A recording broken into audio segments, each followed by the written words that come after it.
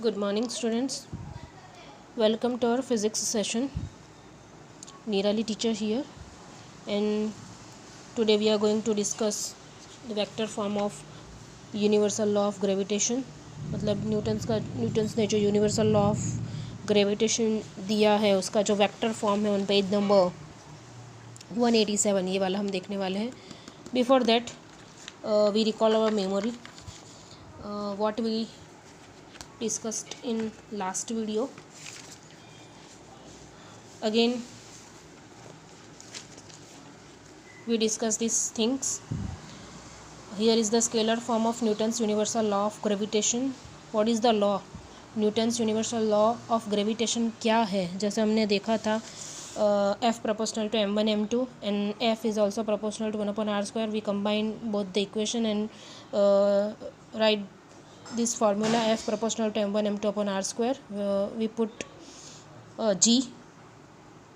If we remove this proportion, we put one constant, that is G, universal constant. Okay, so all things we discussed in last video,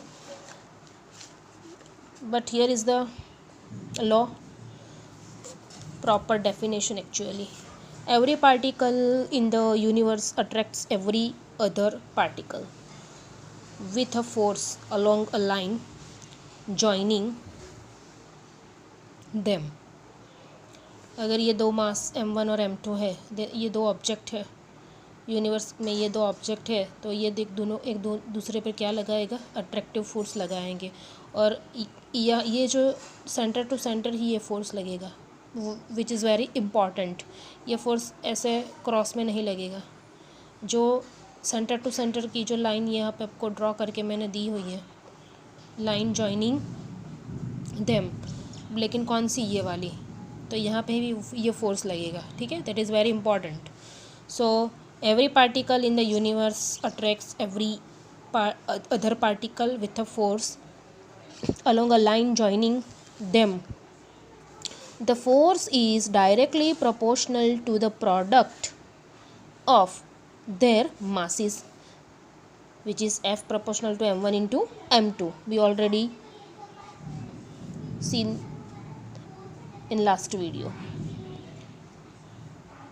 And inversely proportional to the square of the distance between them, that is F proportional to 1 upon r square. If we combine both the equation, we write like this: F proportional to m1 m2 upon r square. If we remove the proportionality sign, we put G. G is the universal gravitation constant. Universal gravitation constant, that means the value of this universal constant does not change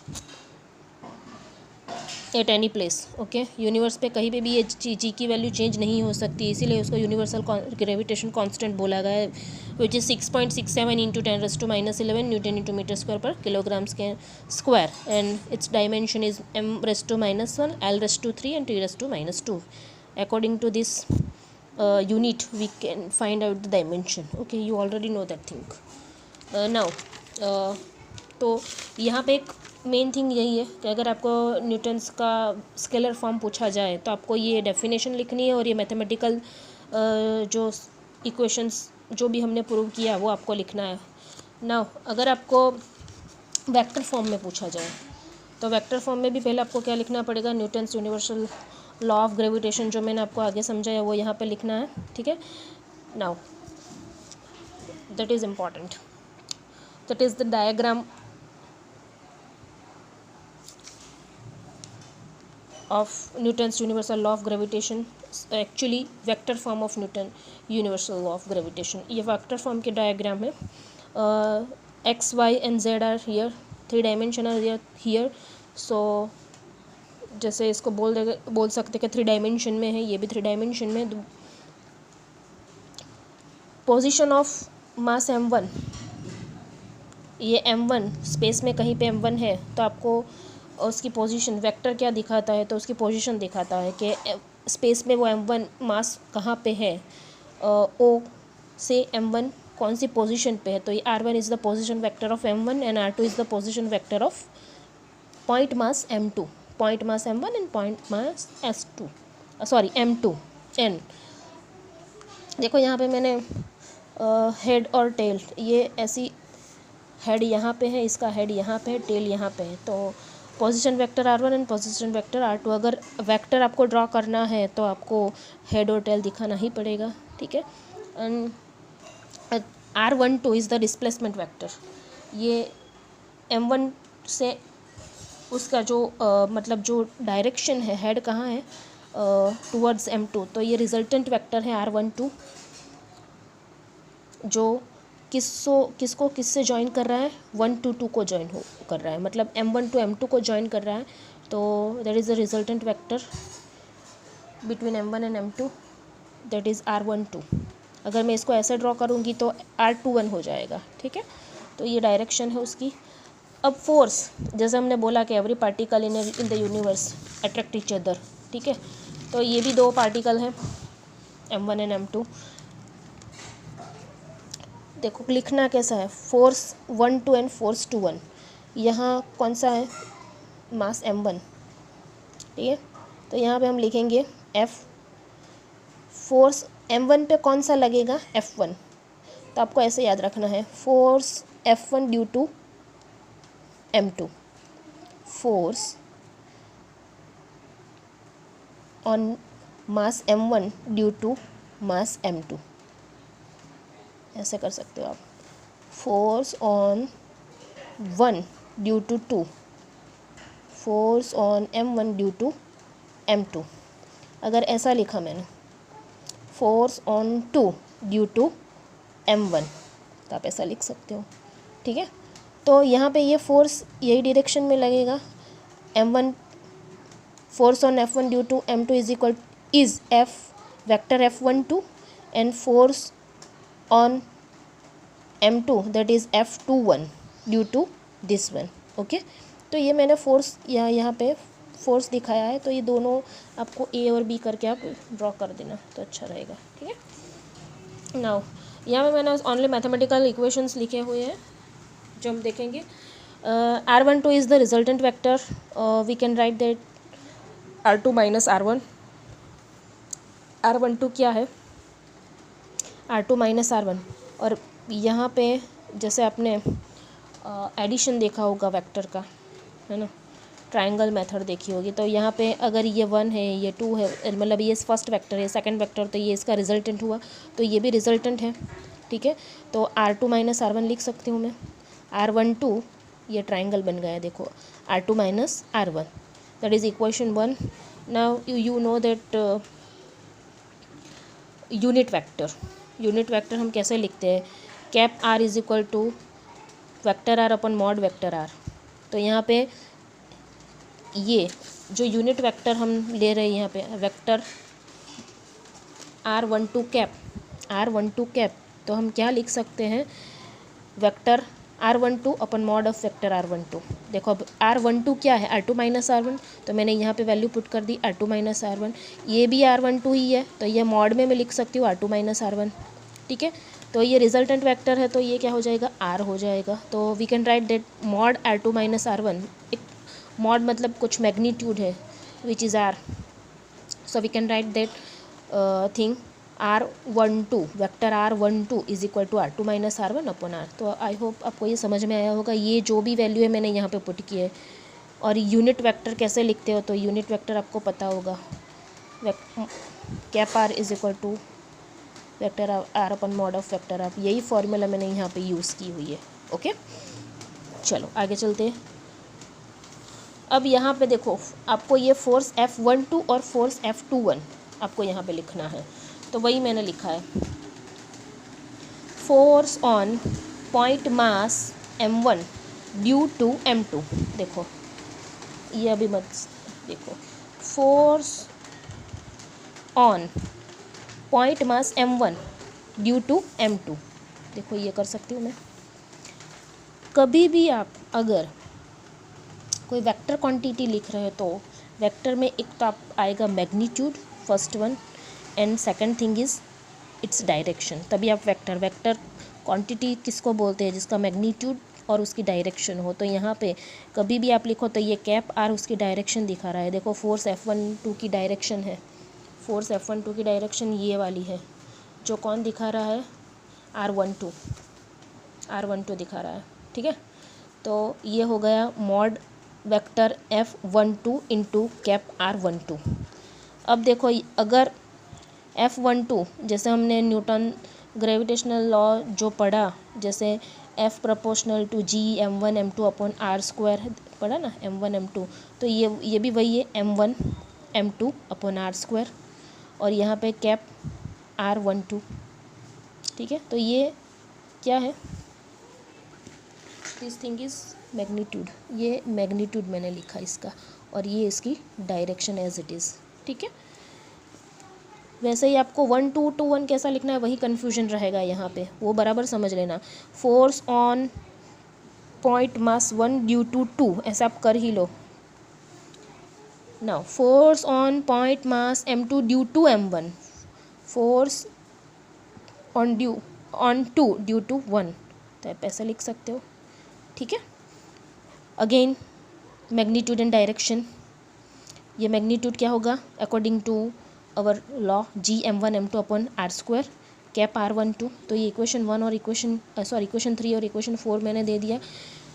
अगर यहाँ पे मुझे R21 की जगह R12 लिखना है तो मैं आगे क्या रख दूँगी, माइनस रख दूँगी। क्यों रख सकती हूँ, देखो यहाँ पे मैंने यहाँ पे भी ये समझाया है। अगर ये वेक्टर R21 है और ये R12 है, ये 21 है और ये 12 है, दोनों का मैग्नीट्यूड सेम है, ठीक है। अगर मैं यहाँ पे माइनस रख दूँ तो ये जो लेफ्ट हैंड साइड वाला में डायरेक्शन दिखा रहा है, अगर मैं उसको राइट हैंड साइड पे दे दूँ तो ये मैग्नीट्यूड तो सेम ही है, तो अभी ये नेगेटिव वेक्टर है, समझ में आया। तो क्या हुआ, यहाँ पे मैग्नीट्यूड सेम है तो मैं ऐसा लिख सकती हूँ आगे माइनस करके कैप R21 और ये कैप R12 को 21 लिखना है तो मैं आगे माइनस कर सकती हूँ, ठीक है। ये नेगेटिव वेक्टर, नल वेक्टर आपने सब कुछ सीखा होगा, फ्री वेक्टर, तो वहाँ पे आया है। If we write cap R12 we put a minus sign. अब आप इक्वेशन नंबर 3 और 5 को देखो, 3 and 5 are same, we can write that. अगर राइट हैंड साइड सेम है तो we can write vector F12 is equal to minus vector F21, okay. तो ये कैसी बात हो गई, जो न्यूटन का जो थर्ड लॉ है उसके जैसी कुछ बात हो गई। अट्रैक्शन हो रहा है तो न्यूटन का थर्ड लॉ आपको पता है, वैसी कुछ यहाँ पे बात हो गई। तो ये हो गया वेक्टर फॉर्म। अगर समझ में ना आया हो तो एक बार देख लेना फिर से वीडियो। और आप पूछोगे टीचर ये कहाँ पे है, तो देखो डायरेक्टली आपको यहाँ पे दिया गया है F12 इज इक्वल टू, ये डार्क करके दिया है मतलब वेक्टर है, वो आपने पढ़ा होगा, डार्क करके भी लिख सकते हो, ये ऊपर वेक्टर की क्या साइन भी रख सकते हो, ठीक है। तो vector F12 is equal to minus vector F21, तो ये हमें मिल गया अभी जो हमने प्रूव किया। तो ये आपका यहाँ से क्या हो रहा है, ये वाली जो फिगर है वो वेक्टर फॉर्म में अगर आपको लिखना है Newton universal law of gravitation तो आप लिख सकते हो, जो मैंने आपको समझाया। Now before we can apply equation 8.5 to object under consideration, we have to be careful since the law refers to point masses, whereas we deal with the extended object which have finite size। तो एक ये law अगर point masses है तभी ये उसको ही follow कर सकता है, मतलब वहाँ पे मासिस पॉइंट मासिस ही होने चाहिए। Where as we deal with the extended object which have finite size if we have a collection of masses. देखो अब यहाँ पे हो रहा है if we have collection of point masses, जैसे यहाँ पे देखो m1 है, m2, m3, m4, तो ये पॉइंट मासिस बहुत सारे हैं। The force on any one of them it is the vector sum of the gravitational force extended by other points masses at as shown in figure 8.4। तो अगर ऐसी कुछ figure है जो मैं यहाँ पे आपको ड्रॉ करके दिखा रही हूँ, देखो अगर ये m1 है, m2 यहाँ है, M3 यहाँ पे है और ये M4 यहाँ पे है, ठीक है। देखो बराबर देख लेना, ये पॉइंट मासेस ड्रॉ किया है मैंने। अब ये उसका हेड, ये इसकी टेल, स्पेस में कहाँ पे है M1 और M2, स्पेस में M2 M1 से कितनी दूरी पे है, मतलब पोजीशन चाहिए, तो पोजीशन कौन देता है, वेक्टर R देता है। अब कहाँ क्या लिखना है, 1 2 लिखना है, 2 1 लिखना है। तो देखो जहाँ पे हेड है, कहाँ से हमारा टारगेट 2 है, यहाँ से यहाँ का मैंने मेजरमेंट लिया है, मतलब यहाँ से उसकी पोजीशन मैंने डिसाइड की है M2 की, तो R12 होगा 1 2 2। तो यहाँ पे आप लिख सकते हो R13। हेड कहाँ पे है, हमारा टारगेट कौन है, वो पीछे लिखना है 1 3। पोजीशन कहाँ से हम फाइंड आउट कर रहे हैं, M1 से इसकी पोजीशन यहाँ पे, तो आपको ये फर्स्ट लिखना है, ये और ये 4।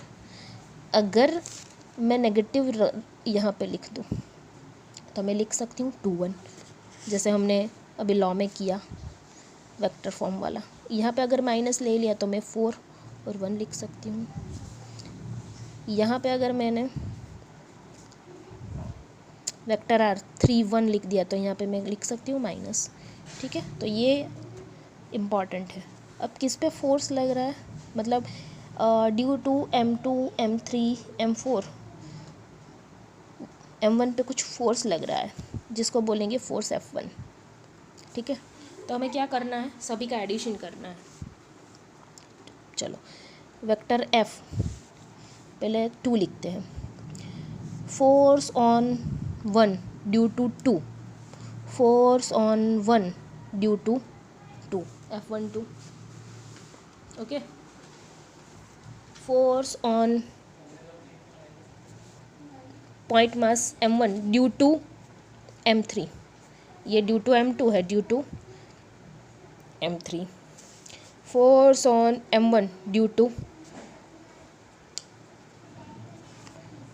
M4। तो ये हुआ एडिशन, यस और नो, ओके। चलो जैसे हमने, अगर ये वेक्टर हमें यहाँ पे लिखना है तो magnitude into magnitude in direction plus magnitude in direction plus magnitude in direction, okay. G common होगा, G universal constant, G common होगा। और यहाँ पे क्या होगा, 1 और 2 तो हो गए M1 इंटू M2, और ये तो है R12 आपके पास, यस और नो। तो आप लिख सकते हैं R12। यहाँ पर थोड़ा समझ लेना, कैप R12 ये मैग्नीट्यूड, ये डायरेक्शन, जी M1 M3 अपॉन 3 और 1 के बीच का पोजीशन वेक्टर क्या बता रहा है, R13 है ना, कैप R13 मैग्नीट्यूड, ये डायरेक्शन, जी M1 into M4 upon R14। देखो इसके अकॉर्डिंग ही लिखा हुआ है, जैसे हमने ये थ्योरी देख ली। देखो यहाँ पे 1 2 लिख सकते हो, नहीं लिखे तो भी चलेगा, मैंने यहाँ पे नहीं लिखा हुआ, यहाँ पे 1 2 लिखो, यहाँ पे 2 1 लिखो, वो भी चलेगा। यहाँ पे 1 2 लिख दो, यहाँ पे 2 1 लिख दो, सेम, ठीक है। अब यहाँ पे 1 2 हो गया तो यहाँ पे भी 1 2 ही लिखना है।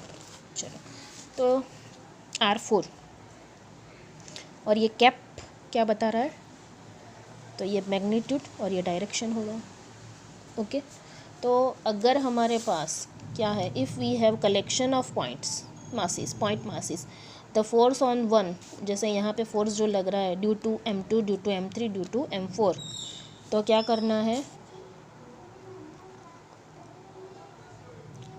The sum vector sum of the gravitational forces extended by the other, तो हमने वही किया, ठीक है। तो यहाँ पे यही आपको दिया गया है, सॉरी यहाँ पे स्क्वायर लिखना रहेगा, देखो मेरी भी गलती हो गई, हाँ ये स्क्वायर होगा। तो आई थिंक यहाँ पे ये थोड़ा आपको चेंज करना पड़ेगा, आई थिंक प्रिंटिंग मिस्टेक है या कुछ हो सकता है। यहाँ पे 2 1 नहीं आएगा, 1 2 आएगा, यहाँ पे 1 3 और यहाँ पे 1 4 आएगा, और यहाँ सिमिलरली आपको यहाँ पे भी 1 2 2 1, ये तो क्या हो जाएगा M2 M1 वाला तो फोर्स ऐसा हो जाएगा, F21 हो तो आप लिख सकते हो G m2m1/r21 स्क्वायर। तो आई थिंक ये प्रिंटिंग मिस्टेक होनी चाहिए, this is the right thing. Okay, तो अगर बहुत सारे पॉइंट मासिस हो तो ऐसा कुछ हो सकता है। ओके, तो हमारा यहाँ तक हमने ये कंप्लीट किया है। आई होप जो भी अभी तक हुआ आपको समझ में आया होगा। If you have any query please ask. Thank you.